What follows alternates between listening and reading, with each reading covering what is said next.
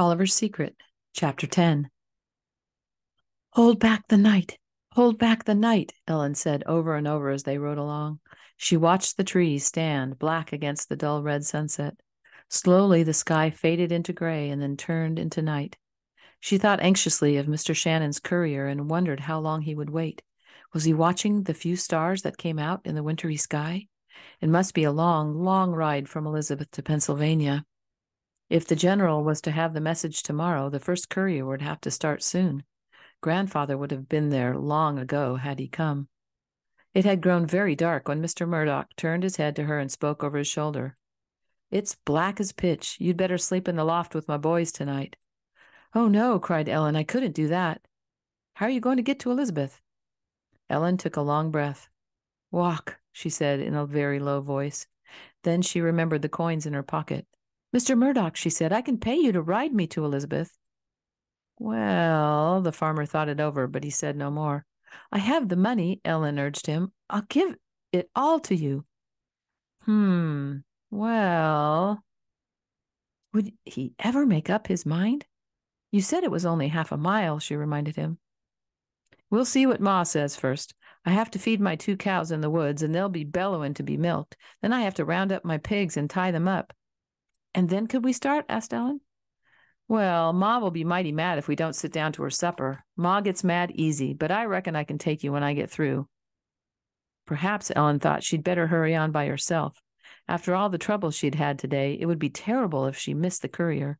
But when she heard the lonesome howl of an animal far away, she changed her mind. Surely the courier would not start this early. "It won't be so late," she kept assuring herself. She could smell the wood smoke from the chimney before she saw the shadowy house near the road. It, too, was tightly closed, with no light showing from the windows. "Well, we're here," said Mr. Murdoch as he turned through the gate. He tied the horse to a ring in the wall. "Open up! I'm home again," he shouted. The door was flung wide, and 2 young boys ran out.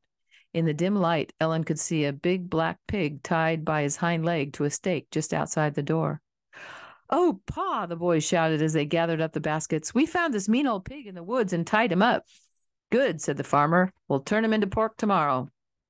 A lanky, tall woman came to the door and held it open for them. Her eyes were angry, and her face, beneath a ruffled white cap, looked as if it were hacked out of gray stone. She bounced a crying baby on her hip and slapped at a toddler tugging at her drooping skirt. "You're back at last," she snapped. And then, to Ellen's surprise, she burst into tears.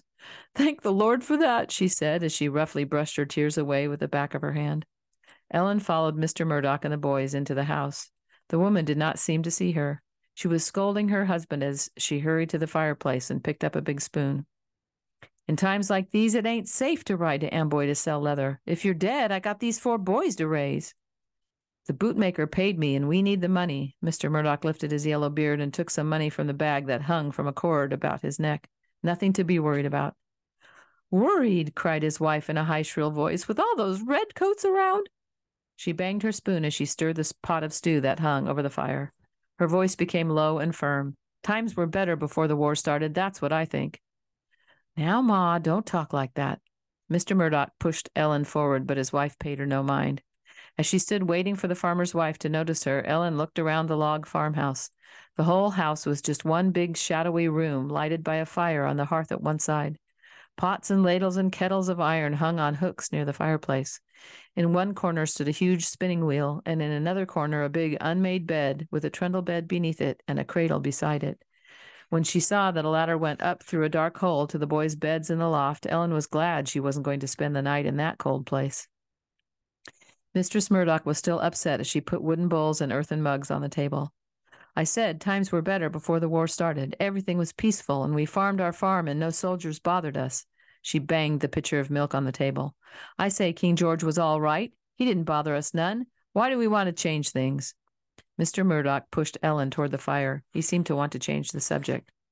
"I brought home a boy named Toliver, who's mighty hungry." Ellen remembered to snatch off her cap and stuff it in her pocket before she nodded her head politely, as a boy would have done. The farmer's wife looked at her glumly. Then she looked into the pot of stew and gave it a quick stir. "There's enough," she said, "if you ain't too hungry. Pa, go out and hide your horse in the woods. Supper has waited long enough." With his wooden milk pail in his hand, Mr. Murdoch quickly pulled his cap over his bushy hair, hunched his shoulders, and stomped out the door. Boys, Mr. Murdoch ordered, go help your pa. She pulled a bench up to the fire. Sit, she said to Ellen. Ellen hadn't known how hungry she was until she smelled that pot of stew, meat and onions and turnips. What a wonderful supper for someone who hadn't eaten anything but oatcakes since early morning. She stuffed her mittens in one of her pockets and carefully untied the blue bundle. This bread can dry out here by the fire while I eat supper. It's my grandfather's loaf of bread, she explained to Mistress Murdoch. It fell in the water. The woman looked at it. It's right soggy, she said. Not good for much. She picked up the wet kerchief and spread it out to dry on a pile of firewood. Your feet are soggy too, she said as she bent down to look at Ellen's shoes, and your breeches. Faith, you're wet to the skin, she cried, wiping her hands on her aprons. Take off those breeches, Toliver, she ordered. We'll hang them by the fire too. Take off her breeches and risk that woman finding out she was a girl? Ellen was alarmed. How could she explain why she was dressed as a boy? Only spies and criminals went around pretending to be someone else. Oh, no, she cried in dismay. I'm going to Elizabethtown tonight. Elizabeth? The woman stared at her. Tonight? In the dark? And in this kind of weather? You'll freeze to death. But I must go. Mr. Murdoch said he'd ride me there. Ride you to Elizabeth on a night like this? The farmer's wife clapped her hands to her head. What now? That man must have lost his wits. She gripped Ellen's shoulder roughly in her strong hand. Take off those breeches, boy. You're chilled to the bone. What ails you? Are you bashful? Ellen drew back. Someone is waiting for me, she began. Suddenly, the woman picked her up, tossed her on the bed, and started to peel off the wet breeches. Ellen kicked her legs and tried to squirm away. At that, the woman's face went white with anger. There will be no riding out where those soldiers are tonight, she said through her tight lips. If he gets shot, I've got 4 boys to raise, so you can take off those breeches and let them dry. He's not going to Elizabeth, and neither are you. In desperation, Ellen pushed the woman's hands away, and, grabbing the top of her breeches and kicking her feet, she worked away to the edge of the bed. Mistress Murdoch stepped back and looked at her. What's wrong with you, Toliver? She cried. Quickly, Ellen scrambled from the bed and ran for the door. She was glad to find it was not bolted. She flung it open and darted out into the night, pulling up her breeches as she ran. Thank goodness she had not yet taken off her jacket or shoes. She flew through the gate and across the road and hid among the trees. It was not until the door swung closed and all was dark around her that she remembered.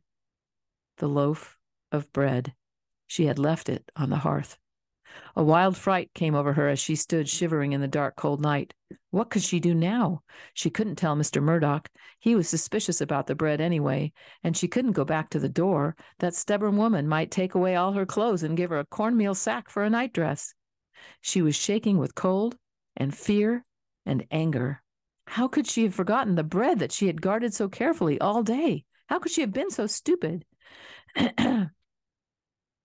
Then a square of light broke into the darkness, and there stood Mistress Murdoch in the open doorway. Here, pig, the woman said as she flung Ellen's loaf to the pig.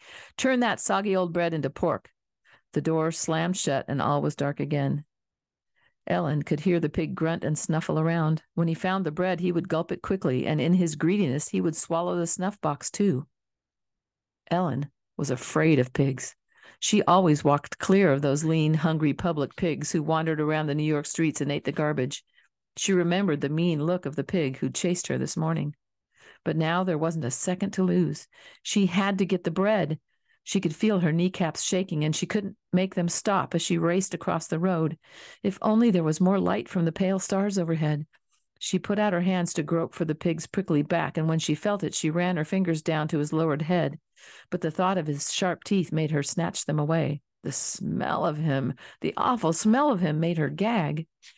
Again, she reached out her hands. He rumbled in his throat and gave her a shove with his hips. She ran her hands along his back again, and he snorted angrily. Now her eyes had grown used to the dark, and she could tell that the bread was already in his mouth. She must grab for it. There was nothing else to do.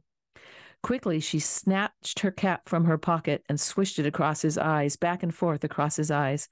The pig tossed his head and snorted in rage. It was a terrifying sound, but when Ellen saw the bread fall from his mouth, she scooped it up quickly and darted out of his way. She was glad he was tied to the stake and couldn't charge her. As she raced through the gate and down the road, her feet barely touched the ground. She heard the door open and Mistress Murdoch call out, "You all right, Pa? You got the boys there with you?" But Ellen didn't turn to look. Mistress Murdoch couldn't see her running down the road, for she was out of sight with the loaf of bread in her trembling arms. She knew Grandfather's snuff box was safe inside. She could feel with her fingers that there was only one bite gone, and not a very big bite at that. Since she had no kerchief to wrap around it, she tucked it up under her jacket, where it sat like a lump of ice on her stomach.